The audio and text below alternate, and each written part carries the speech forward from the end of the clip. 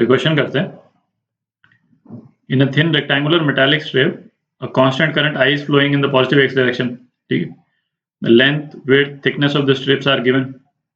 Length L, ये D जो है थिकनेस और width जो है W है.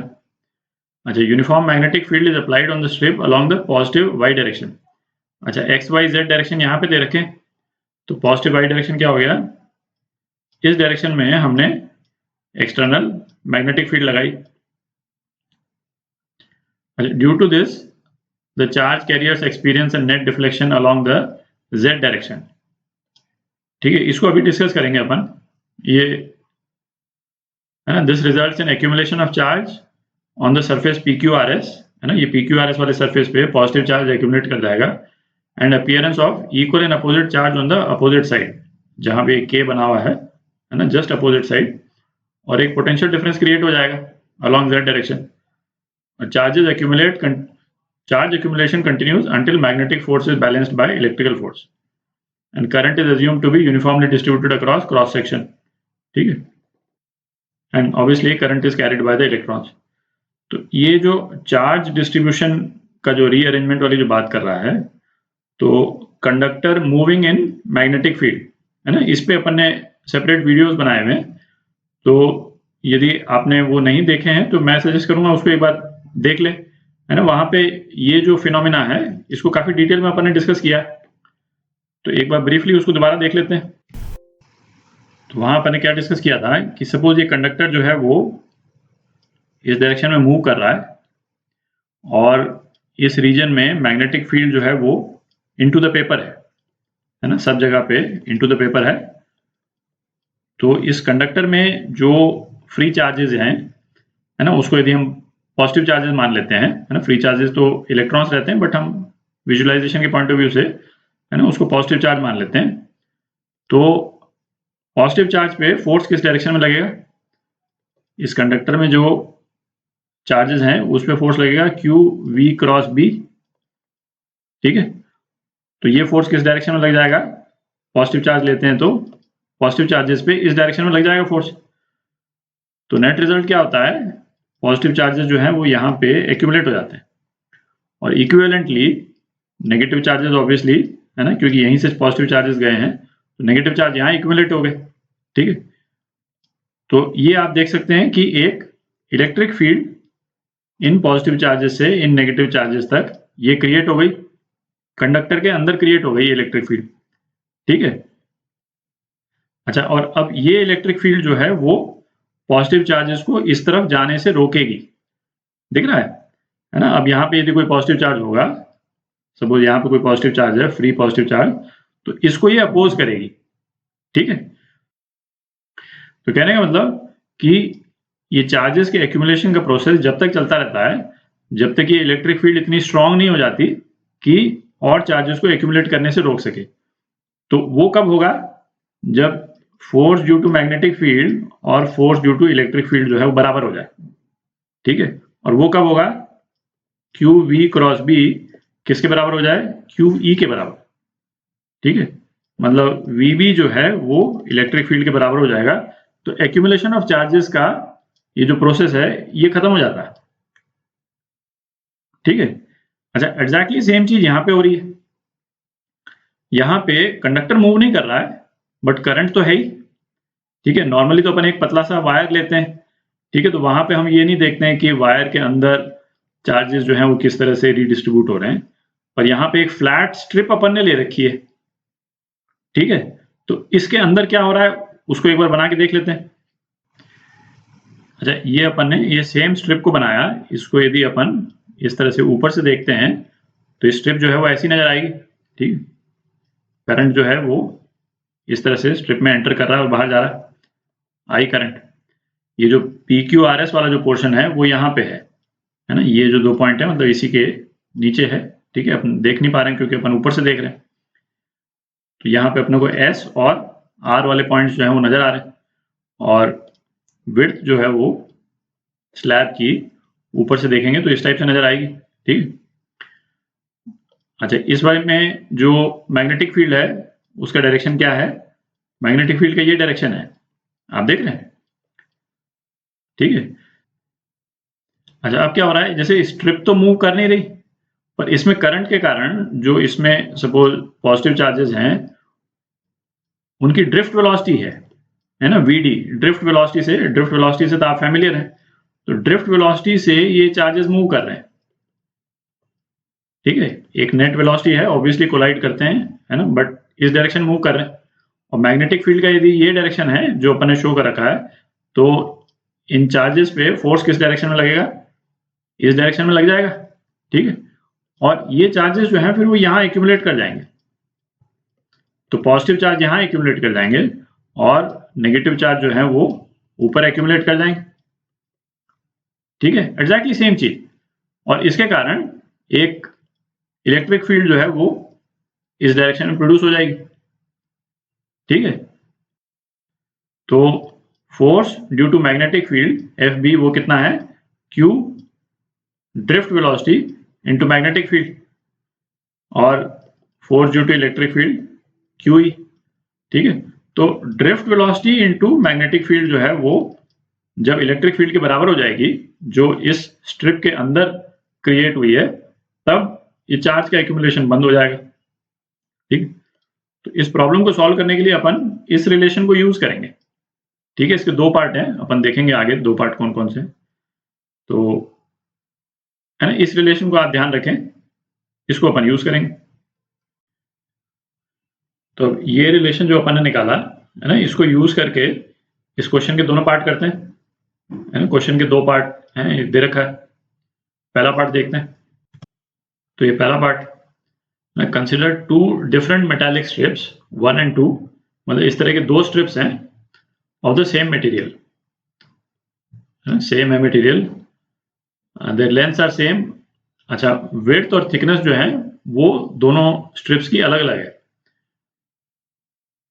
अच्छा, 2 points K and M are symmetrically located on the opposite sides of XY plane, है ना। ये M जो है वो इस वाली साइड पे है और K जो है वो जो पीछे वाला साइड है ना, उसमें एक पॉइंट है। तो पोटेंशियल डिफरेंस निकालना है अपने को K और M के बीच में। तो ये विड्थ के अक्रॉस, है ना, ये विड्थ जो है इसकी स्ट्रिप की, इसके अक्रॉस इलेक्ट्रिक फील्ड कैसे प्रोड्यूस होती है तो अपन देख ही चुके हैं। तो इलेक्ट्रिक फील्ड प्रोड्यूस होगी तो पोटेंशियल डिफरेंस भी होगा, है ना, वो अपन निकालेंगे। So then for a given current flow I flowing through them in a given magnetic field B, magnetic field strength भी सेम है, तो करेक्ट स्टेटमेंट्स बताने हैं अपने को, है ना। दोनों स्ट्रिप्स का विड्थ और D मतलब थिकनेस जो है वो दे रखे, तो पोटेंशियल डिफरेंस जो है वो निकालना है। अच्छा, ये रिलेशन अपन निकाल चुके हैं। तो VD क्या था, ड्रिफ्ट वेलोसिटी, ठीक है। तो करंट और ड्रिफ्ट वेलोसिटी का जो रिलेशन होता है ना, ये अपन कर चुके हैं पहले। I क्या होता था, E_N_A VD। E जो है वो चार्ज ऑफ इलेक्ट्रॉन, N जो क्या था, चार्ज डेंसिटी, ठीक है, जो फ्री चार्जेस हैं, है ना, उसकी density. A area of the conductor, और VD जो है वो ड्रिफ्ट वेलोसिटी, ठीक है। तो एरिया इस केस में क्या है, EN, एरिया हो गया आपका WD इंटू ड्रिफ्ट वेलोसिटी, ठीक है। तो ड्रिफ्ट वेलोसिटी का ये रिलेशन यहाँ पे यूज कर लेते हैं। तो ये क्या हो जाएगा, I upon EN_WD B is equal to E।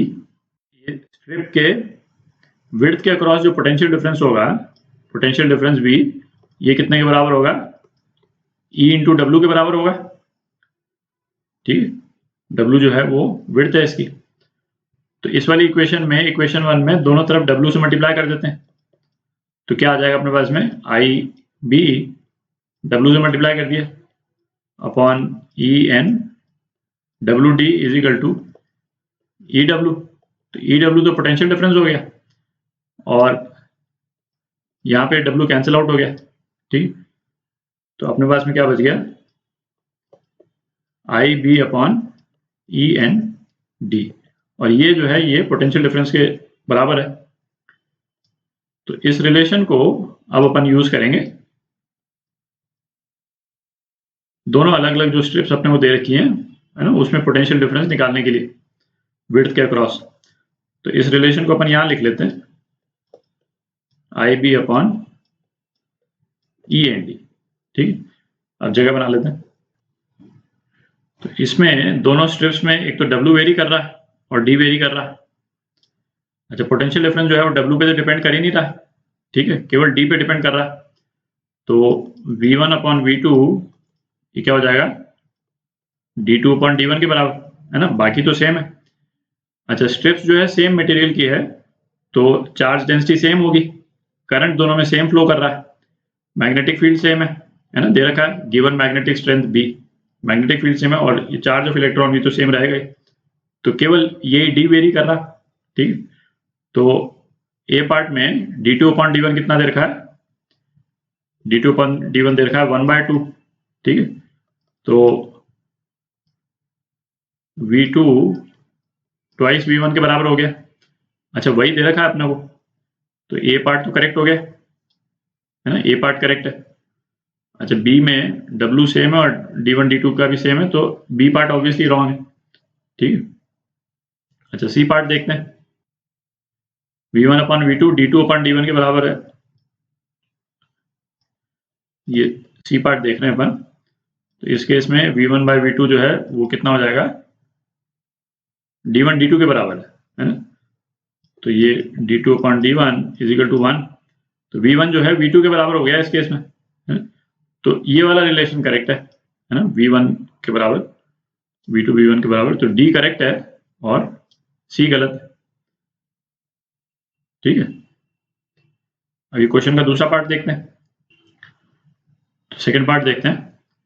अच्छा, अब क्या है, consider two different metallic strips. तो इन्होंने मटेरियल चेंज कर दिया कंडक्टर्स का, पर डायमेंशन सेम रखा। तो ये L, D और W ये सेम है। अच्छा, strip 1 is placed in magnetic field B1, तो मैग्नेटिक फील्ड जो है वो चेंज हो रही है, और strip 2 is placed in magnetic field B2, ठीक है, along पॉजिटिव y डायरेक्शन, ये तो अपन देख ही चुके हैं। अच्छा, then V1 and V2 are potential difference developed between K and M strips, है ना, बाकी सेम सिचुएशन है। Assume that the current I is same for both the strips। तो अब इसमें जो कैरियर डेंसिटी है दोनों मटेरियल्स में ये डिफरेंट है, N1 एक में N1 है, एक में N2 है। तो कैरियर डेंसिटी पे भी किस तरह से डिपेंड करता है ना, ये अपन देख ही चुके हैं। तो अब की बात क्या है, I कांस्टेंट है, D कांस्टेंट है, चार्ज ऑफ इलेक्ट्रॉन वो तो कांस्टेंट है, तो B और N पे डिपेंड कर रहा है, ठीक है। तो